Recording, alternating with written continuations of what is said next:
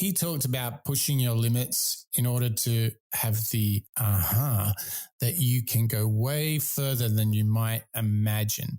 That is great.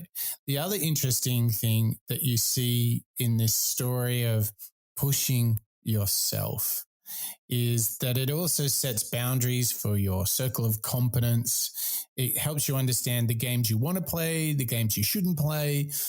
There is so much in this. And I always come back to this idea that there is a big difference between happiness and fulfillment. And I think he pointed on another thing there, which was if you're naively in the search of utopia and happiness, then life is just going to be tough because it's full of challenge, of hardship.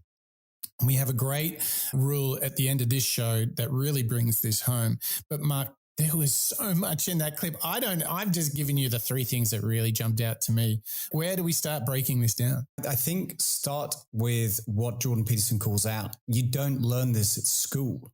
You don't get taught to stretch yourself or perhaps go and try lots of different things. So I want to really dig into that and understand, okay, how can we and our listeners do that? Perhaps we're not in school anymore, but I'd say that we're still learning. We can still learn out loud together with our listeners. We can learn each day that we wake up.